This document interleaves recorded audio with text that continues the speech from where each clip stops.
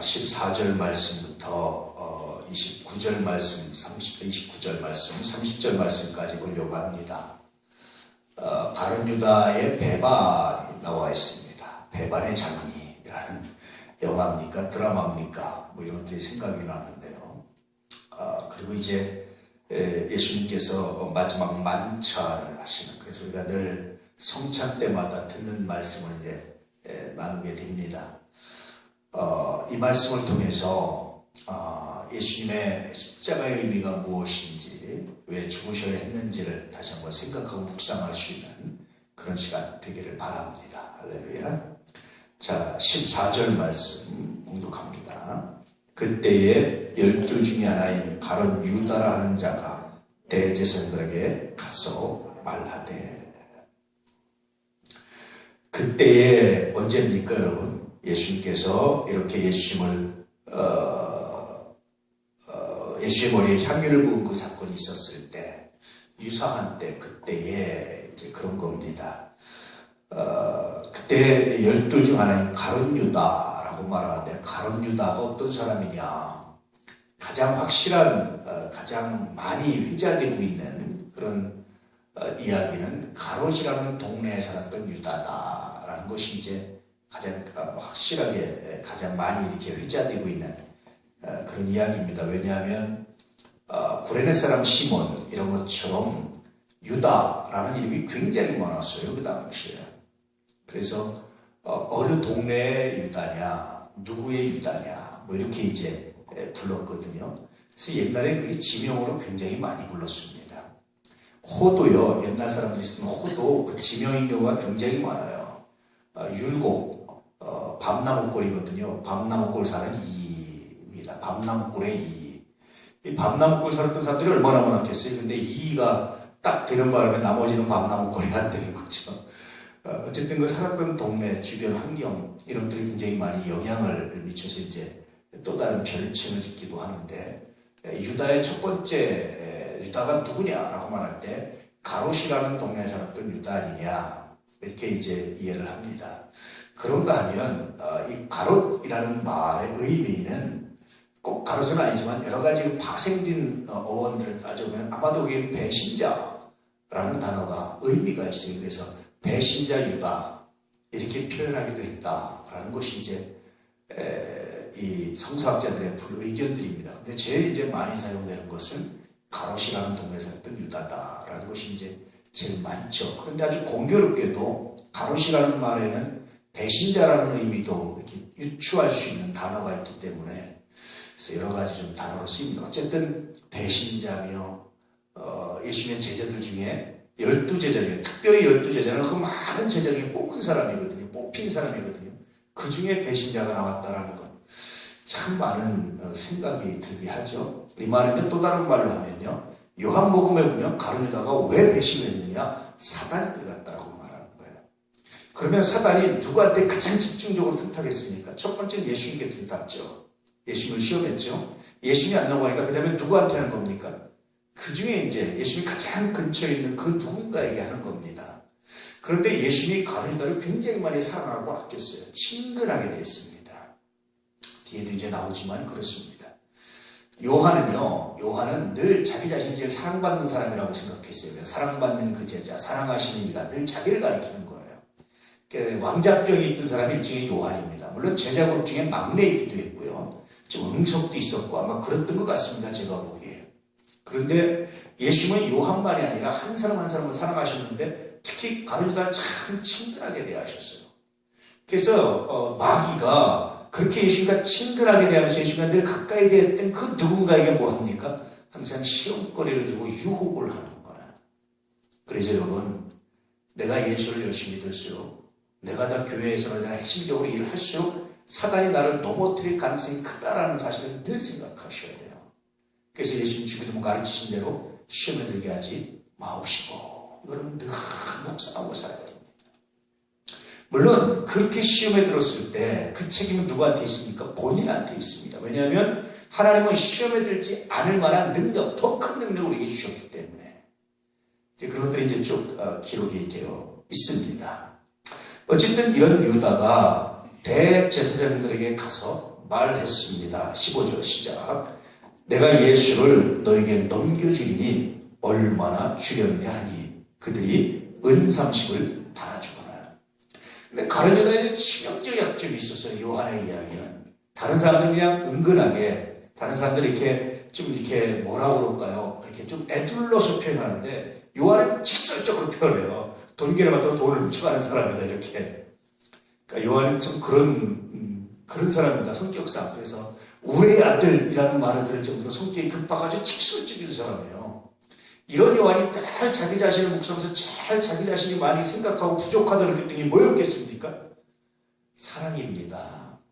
그래서 서로 사랑하라. 수도 없이 많이 말하는 거예요.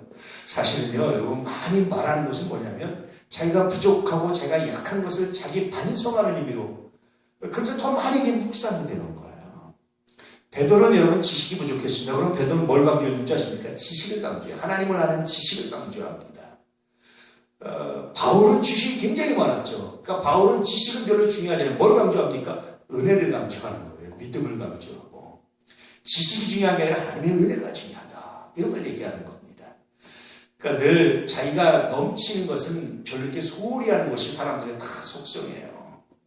부족한 것에 집중합니다. 그래서 요한은 그렇게 이렇게 우리의 아들이라고 말할 정도로 아주 직설적으로 말하기 때문에 늘 자기 자신은 난 좀 더 사랑해야 돼. 난 좀 더 사랑해야 돼. 묵상하다 보니까 사랑에 대해서 굉장히 많은 것을 묵상하고 알았던 사람이 요한입니다. 그래서 서로 사랑하라는 그런 설교를 참 많이 했던 사람이 요한입니다. 어쨌든 요한은 굉장히 직설적으로 표현해요. 근데 마태라든지 다른 사도들은 굉장히 애둘러서 표현을 합니다. 이렇게. 그래서 어쨌든 이 유다가 가가지고 내가 너한테 넘겨주겠다라는 것은 뭐냐면 법적인 권한을 마치 노예를 팔듯이 그렇게 취급을 했어요. 원해 보면 그런 뜻인데 넘겨주겠다는 것이 단순히 고소하겠다, 내가 이렇게 하겠다라는 게 아니라 마치 예수님이 나의 노예인데, 나의 소유인데 내가 너희한테 주겠다. 그런 뜻입니다. 자, 그렇게 말하니까 그 당시 대제사장도 예수님을 뭐처럼? 노예처럼 생각해서 은30은 그 당시 노예들의 몸값이에요. 대부분. 평균적인 몸값. 그러니까 노예들의 평균적인 몸값을 주는 거예요. 가룟 유다의 치명적인 잘못은 바로 여기서 출발하는 겁니다. 만약에 예수를 넘겨준다 할지라도 어떤 마음으로 내가 내 선생을 너한테 넘겨주는데 이거는 그분은 정말 다른 분이다. 최소한 여러분 자존심 상하지 않습니까? 최소한 넘겨주면 은30이 아니라 뭐 은1000이라든지 은만이라든지 1만 달란트라든지 이렇게 위대한 분을 넘겨주는데 이거밖에 안 되냐? 뭐 그렇게 말해야 되는 거 아닙니까? 그런데 마치 노예처럼 생각해서 넘겨주겠다. 내 노예를 내가 법적으로 포기하고 내가 너한테 양도하겠다. 그런 뜻의 의미를 가지고 얘기하는 거예요. 그러자 대제사장들도 그 당시 노예들의 일반적인 몸값인 은30을 주니까 받아가 주고 오는 거예요. 가룟다의 약점, 가룟다의 잘못의 시작이 바로 여기 있었습니다. 예수님에 대해서 인식이 잘못됐던 거예요. 이해되시죠? 예수님에 대한 인식이 아주 잘못됐던 겁니다. 신앙은 그렇습니다, 여러분. 왜 문제를 일으키냐? 왜 신앙이 어그러지느냐? 왜 교회에서 하나님이 기뻐하시는 것보다 안 좋아하는 일, 안 기뻐하시는 일 하게 되느냐? 신앙에 대한 가장 기본적인 인식이 첫 단추가 잘못되면 이렇게 되는 거예요. 여러분, 예수가 누굽니까? 우리의 하나님이시고 우리의 왕이십니다. 할렐루야. 교회가 뭡니까? 그분의 몸된 교회예요. 정말 귀중한 겁니다. 물론 교회는 단순히 건물만을 말하는 건 아닙니다.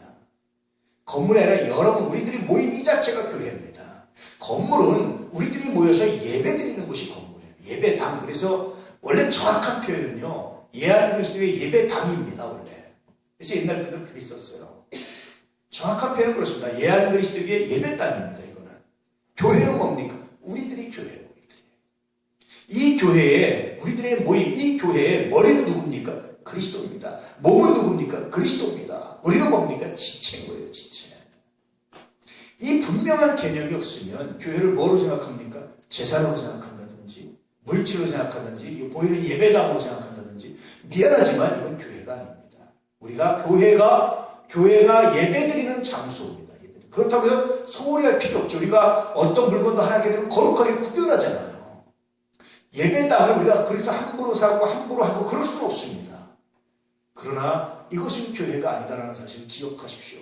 정말 소중히 우리가 예배드리는 장소, 하나님께 구별된 장소이며 분명히 세상적인 것들과 굉장히 탁월하게 구별되고 거룩한 곳이지만 그러나 이 자체가 교회는 아니다. 우리들이 교회입니다. 이런 교회에 대한 생각, 신앙에 대한 첫 단추가 잘못되면 가룟자처럼 실수하는 거예요.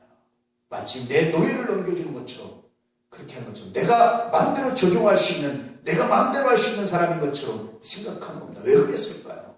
아마 예수님이 가룟유다를 무척 사랑해서 아마도 많은 것들을 이해해주고 가룟유다가 돈을 훔쳐가는 걸 알면서 그냥 이해해주고 봐주고 하다 보니까 마치 가룟유다는 공공을 머리처럼 자기 사근 것처럼 생각하는 거예요. 자기 개인 돈처럼, 중립 돈처럼 생각하고 살았던 거예요. 그러다 보니까 예수님에서 많은 사람들이 헌금도 하고 헌신도 했단 말이에요. 넉넉하진 않았지만 그 돈을 관리하면서 자기가 착복하고 자기가 유용하고 예수님 뻔히 하는데 이해해 주시고 봐주니까 이건 됐다 해서 자기 사는 것처럼 생각하다 보니까 마치 누구도 예수님도 자기의 돈벌이처럼 노예를 통해서 주인이 돈벌이 하는 것처럼 돈벌이처럼 생각했던 가능성이 컸다는 거죠. 넘겨주겠다. 이 말에 있는 이 한마디가 많은 것을 시사해 줍니다. 그래서 은사30을 받을 수밖에 없고 여기서 흥정도 안 하잖아요. 가격을. 그렇게 넘겨줄 수밖에 없었던 이 가룟유다의 마음. 신앙은 정말 귀중합니다. 우리는 그냥 이렇게 하는 것 같지만 가룟유다가 그때 그냥 이렇게 봐준 것 같지만 그건 다 뭡니까? 평가 대상이고 그 잘못된 신앙의 시작이 예수님을 팔게 된 것처럼 잘못된 신앙의 시작, 잘못된 교회에 대한 관념, 잘못된 생각들이 신앙을 어그러뜨리게 하고 무너지게 만드는 거예요. 신앙은 잘못하면요 오히려 안 하기만 못합니다. 물론 둘 다 지옥 가지만 안 하기만 못해요. 그래서 예수님은 가룟유다에게 나중에 뒤에서 차라리 태어나지 않으면 못하다. 태어나지 않았으면 더 죽을 뻔했다. 그렇게 말씀하신 것 같습니다. 여러분 예수 믿으시는데 이왕 믿으시잖아요. 철저히 제대로 믿으시는 은혜가 있기를 축복합니다. 이왕 믿으려면 그렇게 믿으셔야 되는 거예요. 자 16절 말씀. 그가 그때부터 예수를 넘겨줄 기회를 잡더라. 그때부터 은삼식을 받고 난 다음부터 이제는 예수를 넘겨줄 기회만 엿보기는 언제 넘겨줄까? 라는 이제 기회만 엿보고 있었습니다. 그런데 그때 마침 이제 6월절이 다가와서 무교절이 되어서 함께 이제 뭘 하고 있었습니까? 잔치, 6월절 잔치를 준비하고 하던 그런 때입니다. 자 17절 무교절의 첫날에 제자들이 예수께 나와 이르되 6월절 음식 잡수실 것을 우리가 어디서 준비하기를 원하시나이까? 6월절 날은 6월절이 되기 전에 무교절을 먼저 하는데요. 전체 이스라엘 백성들이 모여서 가족과 자녀들이 다 모여서 잔치를 합니다. 잔치를 하는데요. 유대인들은요. 음식 먹는 것 하나하나, 옷 입는 것 하나하나, 머리에 쓰는 것 하나하나 모든 것에 다 신앙적 의미를 담았어요. 심지어는 매듭 하나하나에도 신앙적 의미를 담았어요. 그래서 여기서 잔치를 합니다. 6월절에 먹었던 떡을 맛자라고 해요. 맛자. 이 맛자는요. 세등분으로 쪼개요. 세등분. 왜 세등분으로 쪼개는지 몰라요. 그래서 세등분 유대인들은 잘 몰라요. 설명이 안 돼요. 세등분으로 쪼개서 감춰놓습니다. 이렇게 감춰놓기도 하고 이렇게 해서 아이들한테 찾게 만들어요. 찾으면 선물을 준다. 마치 보물찾기 하듯이. 그래서 아이들에게 뭘 얘기하는 거냐면 우리가 하나님의 말씀은 거저받는 것이 아니라 우리가 찾아야 된다. 찾으면 마치 상을 받고 보물을 찾는 것처럼 그건 굉장히 우리에게 큰 은혜다, 복이다. 이런 인식을 심어주는 거예요. 그래서 6월절 음식을 가족들과 가까운 사람들과 다 모여서 하는데 이때 제자들이 예수님을 따라왔기 때문에 고향을 떠나왔잖아요. 제자들의 대부분 고향은 어디였습니까? 나사렛 갈릴리였잖아요. 이때 예루살렘이지 않습니까? 떠나오니까 가족들과 함께 하지 못하고 제자들끼리 모여서 6월절 식사를 해야 됐습니다.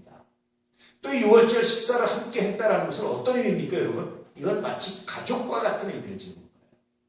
그래서 전에 한번 말씀드렸죠? 우리는 그냥 밥이나 한번 먹죠. 이렇게 아무나 얘기하잖아요. 유대인들은 안 그렇습니다. 유대인들이 밥 먹자고 하는 사람은 정말 가까운 가족 같은 사람하고 밥을 먹어요. 그래서 만약에 여러분 누가 아는데 유대인 중에 누가 나하고 식사 한번 합시다라고 말하면 이 사람이 나를 마치 가족처럼 생각한다라고 생각하십니다. 그러면 만약에 여러분 우리가 유대인들을 만나면 우리가 식사합시다 하면 유대인들은 어떻게 합니까? 오해하죠. 우리가 언제 봤다고? 이 사람이 나하고 만난 지가 얼마나 됐다고? 날 벌써 가족처럼 여기 이 사람 이상해. 그렇게 얘기합니다. 그래서 여러분, 외국인들이나 누구한테 만날 때는 밥 먹읍시다. 이 말 조심해서 하셔야 됩니다. 유대인 아니나 다른 사람들도 마찬가지예요. 우리끼리 그냥 편한 인사말인데 다른 나라 사람들은 굉장히 심각하게 생각을 해요. 실제로 유학생들 중에 그런 말을 하더라고요. 한국 사람을 처음 만나서 놀랬다는 거예요. 만나면 야 우리 밥 한번 먹자고 그래서 자기는 실제로 그날을 기다리고 준비하고 있었다는 거예요. 근데 아무리 기다려도 연락이 없다는 거예요.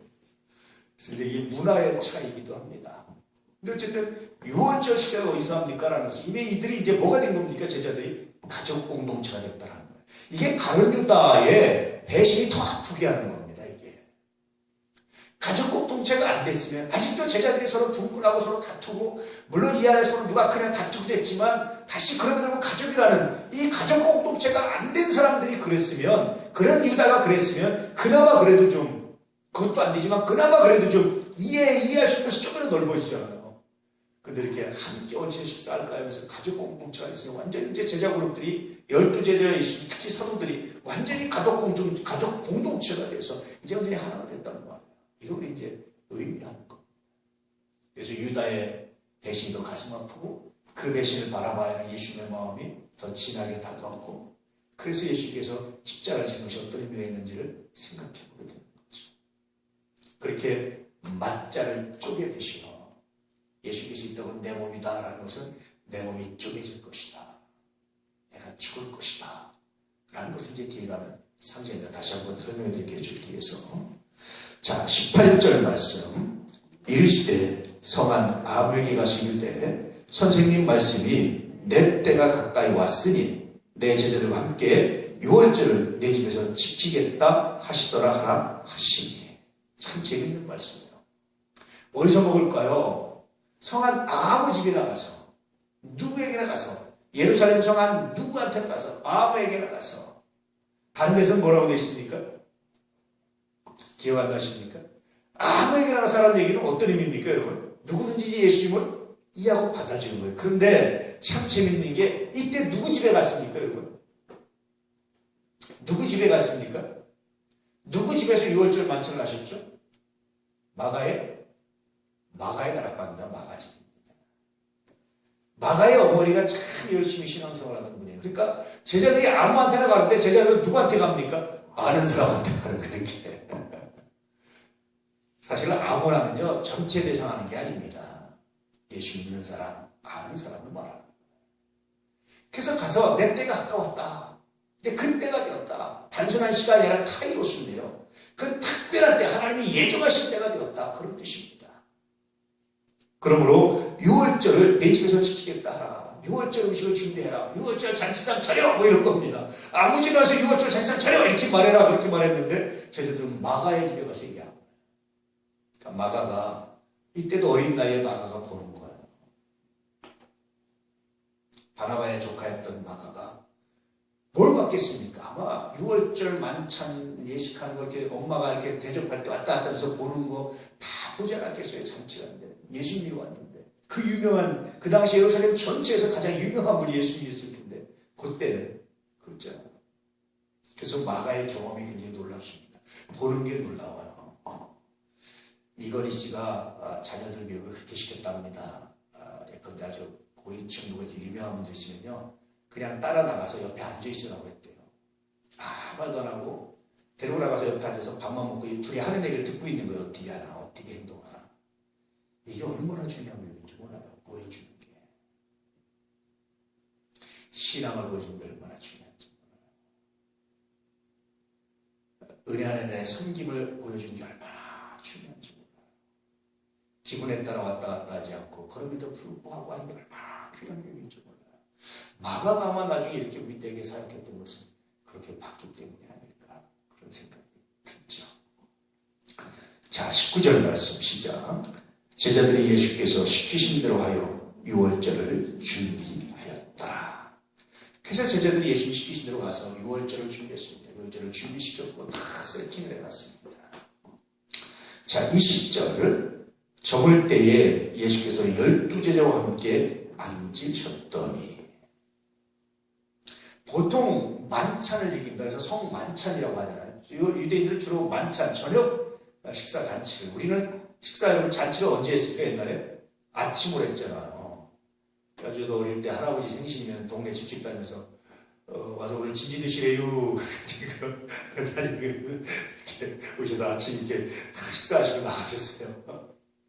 지금 생각하면 건강에는 조찬이 훨씬 난 것 같습니다. 그렇잖아요. 근데 이날 사람들이 이제 만찬을 즐겼어요. 이제 만찬을 했는데, 그래서 다 준비니까 저물 때, 저녁 때쯤에 가서 저녁 식사로 예수님께서 앉으셨다. 그래서 우리가 최후의 송만찬, 이렇게 얘기, 최후의 만찬, 혹은 최후의 송만찬, 이렇게 말하는 것은 최후의 거룩한 저녁 식사, 뭐 이렇게 이제 말하는 겁니다. 그걸 하게 됐죠. 근데 우리가 성찬을 요즘 낮에 하잖아요. 이제 시대가 바뀌어서. 그래서 지금도 송만찬이라고 그러면 안 돼요. 그냥 지금은 송찬, 이렇게 말하면 이제 맞습니다. 어떤 분은 성경에 만찬이라고 끝까지 만찬이라고 했는데 이렇게 하는데 그건 조금 좀 무리가 있어요. 이해되시죠? 네, 성찬 그러면 됩니다. 자, 21절. 그들이 먹을 때에 이르시되 내가 진실로 너희에게 이르노니 너희 중에 한 사람이 나를 팔리라 하시니. 천천명령과 같은 말씀이죠. 이 6월절 식탁을 함께 나누는 가족같이 있는 공동체가 제자들이 야 이제 선생님의 때가 되었다. 뭐 하실까? 언제 하실까? 뭐 이렇게 생각하는 때가. 그래서 서로 이전에 누가 크냐라고 이렇게 어느 자리에 누가 올라갈 거냐 서로 내부적으로 치열하게 경쟁하던 그런 때. 그런 때 갑자기 식사하는데 예수께서 뭐라고 말씀하십니까? 너희 중에 하나 나를 팔 것이다. 아주 그냥 정말 천천병력과 같은 말씀을 하시는 거예요. 그러자 이제 제자들이 그게 놀랬죠. 22절에 그들이 몹시 근심하여 각각 여짜오되 주여 나는 아닌지요. 내니까 납니까? 나는 아니지요. 메티에고 에이미라고 이제 헬라어로 이렇게 되어 있는데요. 예수님 메티에고 에이미 이렇게 나는 아니지요. 납니까? 이렇게 묻는 거예요. 예수님 메티에고 에이미, 랍비 메티에고 에이미 이렇게 묻는 겁니다. 납니까? 한 사람씩 너희 중에 나를 팔라고 하니까 깜짝 놀란 사람들이 다. 자기는 그런 적이 없는데. 그래서 잠시 예수님 혹시 제가 그런 실수를 하나요? 혹시 내가 그런 실수를 하게 되나요? 혹시 예수님 메티에고 에이미 혹시 합니까? 내가 그럽니까? 이런 말은 다른 제자들은 왜 했겠습니까? 그러니 난 차라리 죽겠습니다. 뭐 이런 것들이 이제 포함되어 있는 말입니다. 나는 그러지 않을 겁니다. 절대 그러지 못합니다. 이런 말들이 포함되어 있는 그런 고백이잖아요. 그런데 이 말을 누구도 합니까? 가룟유다도 이 말을 묻습니다. 자, 23절.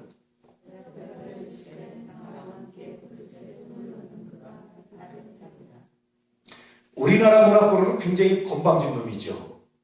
선생이 딱 젓가락을 놨는데 제자가 같이 숟가락을 놓으면 건방지. 우리나라 문화는 그렇죠? 우리는 어떻게 합니까? 어른이 딱 집으려고 하면 멈췄다가 다 가져가면 가져가야죠. 어른이 젓가락을 바짝 들고 딱 놨는데 제자가 같이 딱 넣으면 어떡합니까? 이렇게 건방지다 그러죠. 이게 우리 문화권이고요. 유대 문화권은 친숙한 사람만 합니다. 아까 얘기했죠. 식사는 누구랑 합니까? 가족같이 친한 사람. 그러니까 같이 빵을 떼서 나눠 먹고 야 이거 너 먹어 이렇게 주고 같이 이렇게 그래 손을 놓고 굉장히 친한 사람이에요. 그래서 예수님께서 이 말씀은 굉장히 의미가 있는데 가룟유다를 그만큼 어떻게 대했다는 겁니까? 아마 미래를 아시는 예수님이 더 안타까움으로 더 사랑하는 마음으로 가룟유다가 그런 실수를 범하지 않게로 아마 더 많이 사랑해 주셨을 것 같아요. 제가 보기에. 그래서 얼마나 친숙하게 하셨는지. 그때 사도 요한은 뭐하고 있었죠? 예수님의 품에 이제서 이렇게 냅니까? 다른 성경에 보고 그게 랍비 메티에고 에이미? 이렇게 물어봤습니다. 사도 요한은 그랬습니다. 근데 가룟유다는 말없이 예수님과 같이 손을 놓고 있었어요. 그릇에. 그만큼 친숙한 예수께서 가까이 대하시고 가까이 하시고 왜 그랬겠어요? 너 그런 죄 짓지 마. 이런 마음으로 이렇게 가까이 하셨어요. 그래서 예수님께서 나와 함께 그릇에 손을 넣는 그가 나를 팔리라. 내가 가장 가까이 해주고 내가 사랑해주고 내가 허물 없이 해주고 내가 친밀하게 해준 그가 나를 팔 거다. 슬픈 일이죠. 사람이 친하다라는 것은 굉장히 많은 것들이 있어요. 친하다 굉장히 좋죠. 근데 친하기 때문에 뭐도 합니까, 여러분? 갈등도 생기는 거예요. 형제들이요, 한 집에 안 살면 싸울 일이 없습니다. 한 집에 살기 형제이기 때문에 싸우기도 하는 거예요. 친하지 않으면 싸울 일이 없어요. 부부가 아니면 싸울 일이 있습니까? 없습니다. 그래서 친하다라는 것은요, 여러분 뭐가 있는 거냐면 내가 그 사람의 장점도 알지만 단점도 안다. 그래서 친하다라는 것은 단점을 용서해주고 용납해준다라는 의미가 있는 거예요. 근데 이것을 오해하는 분들이 있습니다. 친함을 내 유익과 내 입장에서 생각하면 단점을 용납하지 못하는 거예요. 요즘에 많은 부부들이 이혼하는 걸 보면서 기본적인 관계에 대한 기본적인 인식이 잘못됐다는 생각입니다. 잘못됐기 때문에 인식이 상대에게 좋은 것만 내가 얻으려고 하는 거예요. 상대를 통해서 내가 좋은 것만 얻고 상대를 통해서 내가 뭔가 유익된 것만 얻으려고 하기 때문에 그런 겁니다. 친하다는 게 아니라 그의 약함을 그의 단점까지 내가 감싸주는 관계가 되었다는 것이 관계의 가장 기본적인 의미들입니다. 가룟 유다는 예수님과 그렇게 친하게 지냈는데 그러다 보니까 격이 없이 되다 보니까 마치 예수님을 자기 소유인 것처럼 그래서 마치 노예를 팔아넘기듯이 노예에 대한 법적 소유권을 주시 마치 자기가 마음대로 할 수 있는 사람인 것처럼 예수님이 특별히 가까이 하셔서 그의 요구를 많이 들으셨던 것이 자기 마음대로 예수님을 조종할 수 있는 것처럼 그렇게 착각을 하게 되죠. 이게 가룟 유다의 굉장히 큰 잘못들입니다.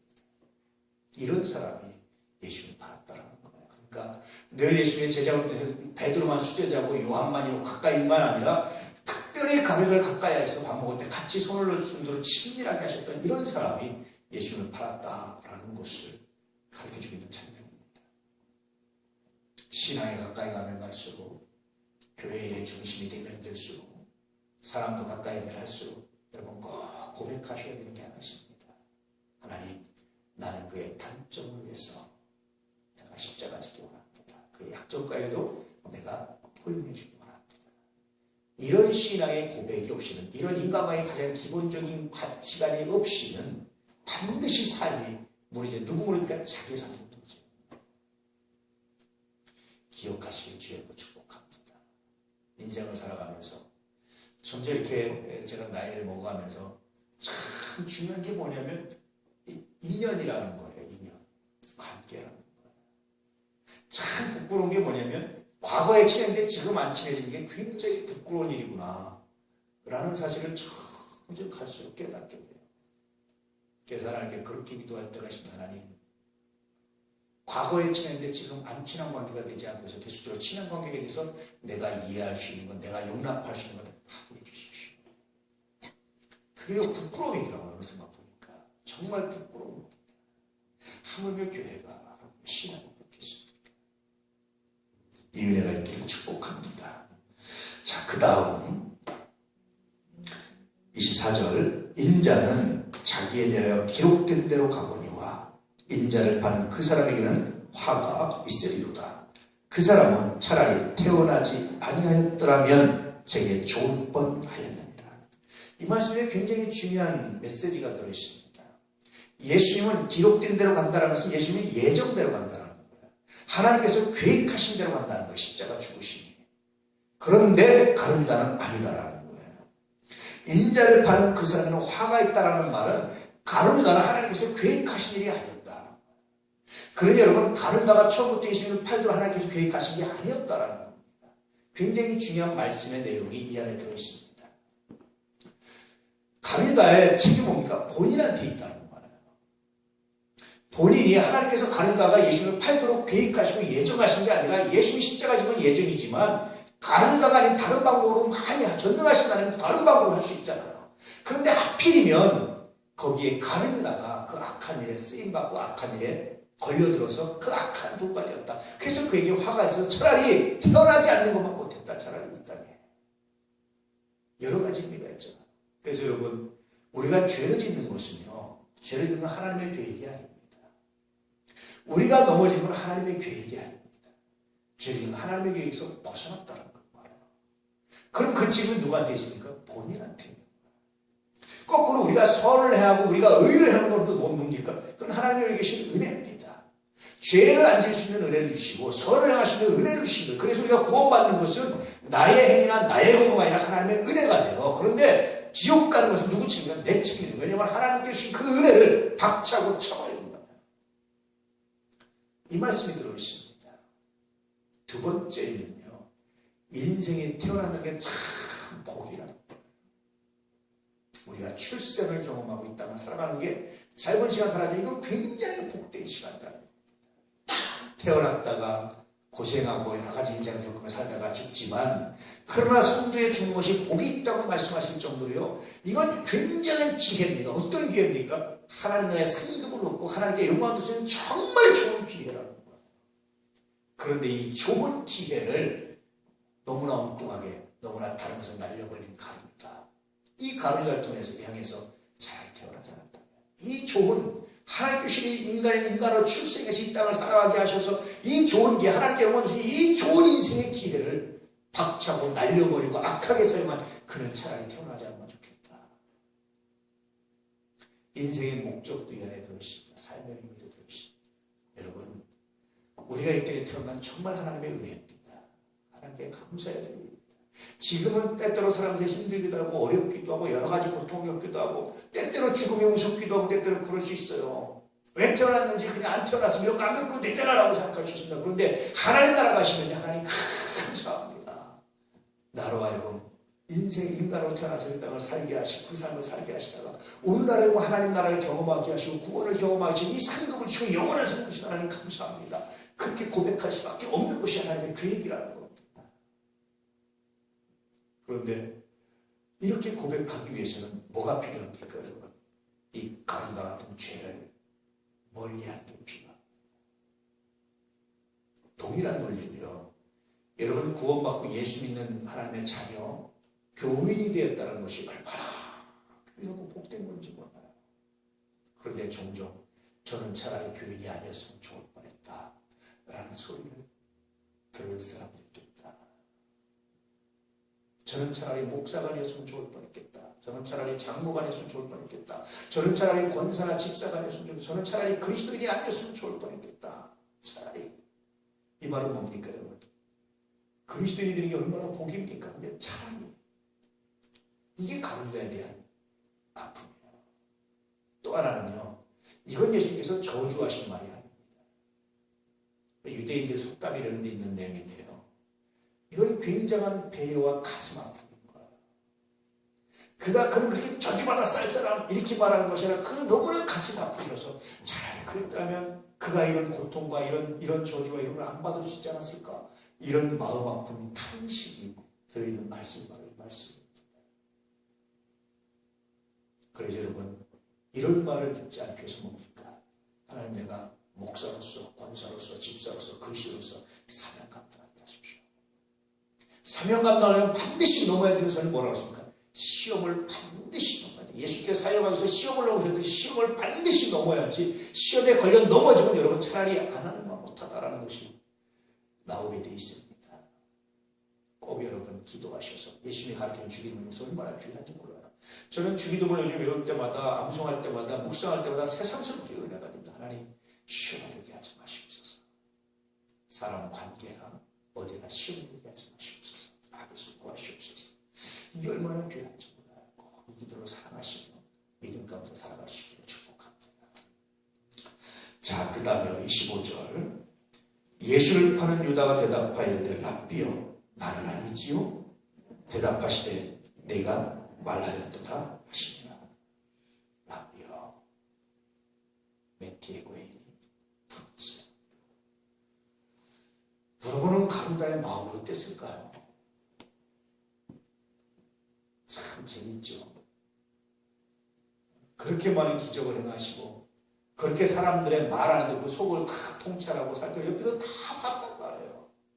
근데 예수님이 자기 속을 모른다고 생각합니다. 나는 아니죠. 랍비 메티의 고인이 이 말을 가루다가 하는 거예요.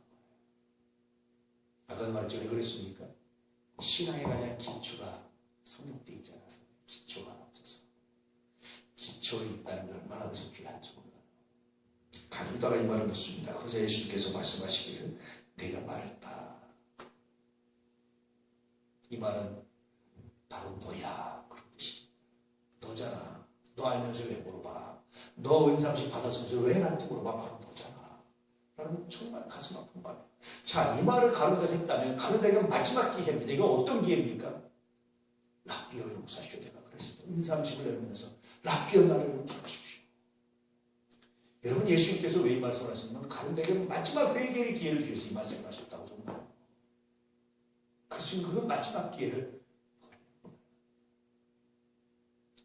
라비어 납니까? 그래, 너 바로 돈다. 라비어 정말 내가 잘못했습니다. 이 회개할 수 있는 마지막 찬스였어요. 이걸 보여요. 결국 예수님께서 나를 파는 자가 있을 것이다 라는 말씀은 왜 하셨겠습니까? 가루다에게 정말 회개할 수 있는 마지막 기회. 가루다가 아니라도 어차피 하나님께서 계획하신 일이 이루어진단 말이에요. 십자가를 지고 구원을 하는 일들이. 그런데 하필이면 내 제자가, 내가 그렇게 친근했던 내 제자가, 내가 그렇게 많이 사랑하고 그렇게 하지 않도록 내가 그렇게 많이 경고했던 내 제자가 그 마음 아프셔서 말씀하시고 마지막까지 기회를 주는데 끝까지 기회를 박찬. 그래서 여러분, 제가 늘 말씀드리잖아요. 예수 믿고 천국 가는 게 기적이 아닙니다. 끝까지 안 믿고 지옥 가는 게 기적이라니까. 제가 늘 얘기하잖아요.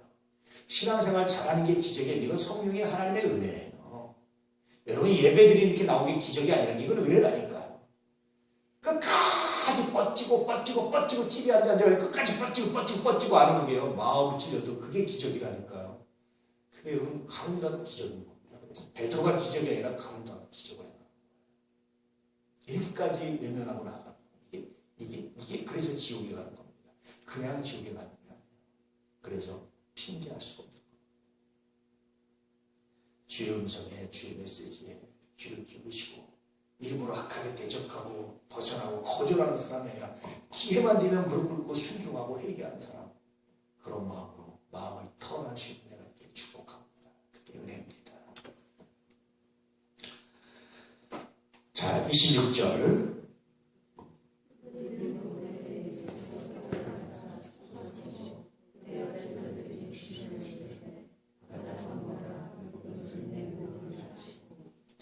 완전히 기분 다 잡쳐놨어요. 잔치 분위기를. 그렇죠? 완전히 다 잡쳤어요. 다른 성경에 이때는 가룟유다 이미 받고 나갔다. 그 장소를 나갔어요. 그런데 가룟유다가 없습니다. 이때는. 그때 예수님께서 가룟유다가 없는 곳에서 떡을 주시는 거예요. 자기 몸을 주시는 거예요. 그러니까 여러분, 철저하게 12 제자들 중에도 누구가 성찬에 참여하는 겁니까? 예수 믿고 구원받는 사람이 참여하는 거예요. 가룟유다는 참여 못했습니다. 이 떡을 못 먹었습니다. 예수님 주신 떡을. 예수님께서 다시 이때 이제 가룟유다가 나간 다음에 떡을 가지서 축복하시고 축사하시고 축복하시고, 이것은 뭐냐면 하늘을 향해서 축복하시고 뭐 감사도 하시고 이런 말도 되는데 축복하시고 특별히 구별해서 하나님께서 예수님께서 축복을 이렇게 하시고 감사하시고 뭐 그런 게 특별히 구별하셔서 그런 뜻입니다. 얼마나 간절하게 기도하셨을까 싶습니다. 그렇게 기도하시고 떼어서 잘라서, 원래 잘라서 주거든요. 이렇게 맞자로 주면서 이게 내 몸이야, 내 몸이야. 내가 좀 있으면 십자가 내 몸에 이렇게 찢길 거야. 내 몸이 찢길 거야. 라는 의미입니다. 그래서 제자들은 나중에 이 떡을 먹고 이 잔을 마시면서 이것을 감사라고 했는데요. 이걸 마시면서 유카리스티스라는 게 이제 그런 건데, 성찬을 유카리스티스라고 합니다. 그 뜻은 감사라는 뜻입니다. 이걸 쪼개서 먹으면서 맞아, 예수님이 자기 몸을 우리를 위해서 이렇게 십자가에 달려 죽으셨지, 찢기셨지라는 것을 생각하는 거예요. 요즘에는 떡을 이렇게 잘라서 나와서 조금 좀 문제가 있으면 해서 기회만 되면 이렇게 해서 잘라서 띄어서 이렇게, 그래서 이렇게 사실 주는 게 더 적나라합니다. 예수님께서 자기 몸을 찢겼듯이 떡을 쪼개서 떡을 떼어서 이렇게 주는 게 더 사실은 의미에 맞는데요. 그러면서 받아먹으라. 이것이 내 몸이다. 내 몸이 이렇게 찢길 것이다. 라는 의미입니다. 자, 27절. 또 잔을 가지사 감사기도 하시고 그들에게 주시며 이르시되 너희가 다 이것을 마시라. 잔을 가지고 감사기도 하신 것은 마치 뭐 같은 거 오병의 기적을 할 때요. 떡과 물고기를 들고 하늘로 축사하시고 감사기도 하시고 똑같은 감사합니다.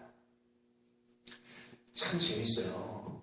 자기가 죽을 거를 예고하시는 거거든요. 자기 피를 나눠주는데 이것이 얼마나 감사한지 하나님 감사합니다 하면서 주시는 거예요. 뭐가 그토록 감사하셨을까요? 십자가에 죽으시니. 바로 뒤에 이제 고통스러운 기도 시간을 갖거든요. 예수님께서 마지막까지. 이 십자가는요, 여러분 늘 말하지만 기쁘고 즐거운 건 아니에요. 나는 여기에 기쁘고 즐거워요. 이건 십자가가 아닙니다. 십자가는 아주 고통스러운 거예요. 고통스럽고 피하고 싶고 웬만하면 회피하고 싶습니다. 그럼에도 불구하고 하나님의 뜻이라는 내가 감사하고 이게 십자가입니다. 그래서 자기의 피를 나눠주고 자기의 죽음이 오는데 뭐가 그렇게 감사하지 않게 간절히 감사하면서 그렇게 감사의 기도를 하시고 그렇게 주셨을까요? 물고기 2마리 떡 5개 가지고 뭐 그렇게 감사하다고 하나님 이걸 주셔서 감사합니다. 감사 기도하시고 나눠주셨을까요? 애기게 이거밖에 안 되라고 말하지 않고 그랬을까요? 정말 놀랍지 않습니까? 범사에 감사하라. 실천하신 분이 주님이십니다. 그 감사 기도가 기적을 만듭니다. 그런 그림 있잖아요. 노인 하나가 이렇게 빵 하나 놓고 기도하는 거, 감사 기도하는 거. 그 식탁, 그 허름한 식탁에 우리 식으로 꽁보리밥 하는 거 이렇게 한 그릇 딱 떠놓고 감사 기도하는 거예요. 아니면 그냥 피죽 같은 거 하나 여기 써놓고 감사 기도하는 그런 형식입니다. 우리 식으로 말하면. 뭐가 그렇게 감사해서 거기에 감사했을까? 그런데 그 떡 5개, 그 물고기 2마리가 500의 기적을 일으키고요. 이 감사가 우리의 구원을 완성하는 겁니다. 놀랍잖아요. 그래서 감사가 의미가 있어요. 늘 매 순간, 먹을 때뿐이 아니라 매 순간 그 작은 결과 앞에서 내가 기대했던 것보다 훨씬 작은 결과 앞에서 내가 요구했던 것보다 훨씬 작은 결과 앞에서 감사합니다. 그 감사를 가지고 하나님께 나아가시는 은혜가 있기를 축복합니다. 예수님 그렇게 하셨습니다. 그러면서 뭐라고 말씀하십니까? 자, 28절 시작. 이것은 죄사함을 얻게 하려고 많은 사람의 흘리는 바 나의 피 곧 언약의 피다. 내 피를 주면서 감사하셨어요. 이게 얼마나 여러분 헌혈하면서 이렇게 감사하십니까? 헌혈하면서 이렇게 감사할까요? 근데 자기의 죽음 앞에서 그렇게 감사하시면서 받아먹으라 라고 말씀하시면서 이것은 많은 사람 위해서 흘리는 나의 피다. 언약의 피다. 새로운 언약의 피다. 다시 말하면 내가 피 흘림으로 너희가 나음받았다. 내가 피 흘림으로 너희 죄가 씻겼다. 이것을 기억해다오 라는 의미의 감사입니다. 우리를 위해서 죽으신 것이 감사하셨던 거예요. 고통스럽고 두려웠지만 감사한 겁니다. 그냥 좋기만 한 게 아니라 고통스럽고 두렵고 아프지만 감사하셨던 거예요. 우리가 왜 그러잖아요. 정말 고통스럽고 하기 싫은데 내가 사랑하는 사람, 내가 누구라서 그 고통을 참으면서 감사하면서 할 때 그런 마음인 거죠. 저는 여성분들이 아기를 낳을 때 그런 마음이 아닐까 싶어요. 내가 살이 찢어지는 큰 고통이고 아프지만 그래서 그게 두렵지만 그러나 그 자녀가 태어나는 그 순간 자녀가 태어나게 해서 아마 그런 엄마의 모습들이 아마 이 안에 예수님의 감사가 아닐까 그런 생각이 들죠. 자, 29절. 그러나 너희에게 이르노니 내가 포도나무에서 난 것을 이제부터 내 아버지의 나라에서 새 것으로 너희와 함께 마시는 날까지 마시지 아니하리라 하시니라. 이제는 이 아버지의 나라에서 마시는 새 포도주는 뭡니까 여러분? 이제 구원, 천국잔치, 어린 양의 혼인잔치라고 말해요. 그때까지 내가 끊임없이 그때까지 내가 쉬지 않고 그때까지 내가 너희를 위해서 사랑하고 아끼고 그런 뜻입니다. 그래서 그때 내가 그때를 기다리겠다 라는 약속의 말씀이지. 종말론적인데요. 그 약속의 말씀이 안에 들어있죠. 30절. 이에 그들이 찬미하고 감람산으로 나아가니라. 하나님을 찬송하고 온 제자들이 하나님을 찬송했어요. 근데 미안하지만 여러분 이때 제자들이 하나님을 찬송하는 의미를 알았을까요? 자기 선생님이 자기들로 해서 죽겠다는데 찬송이 나왔을까요? 제대로? 아마 잘 이해 못했을 것 같아요. 그래서 그 뒤에 감람산에서 기도하는데도 어떻게 합니까?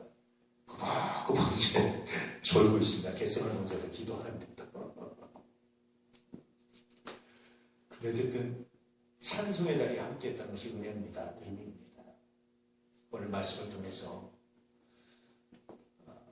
가룟유다와 같은 시험에 걸려 넘어지지 않게 해서 우리가 뭘 해야 되는지 한번 생각해 보시기 바랍니다. 그리고 우리가 참여하는 성찬이 어떤 의미가 있는지, 그리고 우리가 예수 믿는 것이 얼마나 큰 건지, 그러기 위해서 또다시 예수 믿는 자의 그 이름값을 해야 된다는 그 절대적인 사명감을 다시 회복하고 기억해야 된다는 사실을 오늘 말씀을 들을 수 있습니다. 이 말씀으로 여러분에게 임하기를. 그래서 하나님께서 내게 주신 직분이, 내게 주신 은혜가, 내게 주신 사랑이 거룩한 열매가 되도록 기도하시고 사명 감당하시는 가 있기를 주의 이름으로 진심으로 축복합니다. 사람이 때가 지나면요 하고 싶어도 못해요. 그래서 인간에게 가장 중요한 걸 하나 고르라면 때가 있습니다. 때. 이건 단순히 시간을 말하는 게 아니라 때예요. 음식도 아무리 진성찬을 차려도 배가 터지게 부르면 의미가 있으니까 없잖아요. 아주 배가 부른 사람한테 진성찬 차려주면 이건 때에 안 맞는 겁니다. 그렇잖아요. 당뇨병이나 이런 데 보통 사람한테 단 음식을, 아주 맛있는 단 음식은 때에 안 맞는 거예요. 그렇잖아요. 사람은 가장 중요한 게 때 같습니다. 그 때에 맞는다는 것만큼 의미가 있는 게 없는 것 같아요. 그 때에 맞게끔 그렇게 하는 거예요. 그래서 시편 1편에 있는 복이 있는 사람의 복이 뭡니까? 시절을 쫓아 과실내지마. 다른 말하면 때를 따라가세요. 그때에 맞는, 그때 맞는 제철 과일을 받으시길, 그때 맞는 과일을 하나님께 내게 하시길. 이게 복 있는 사람입니다. 헌신도 그때가 필요해요. 시간이 지나지 않아야 하고 싶어도 못합니다. 그때를 놓치면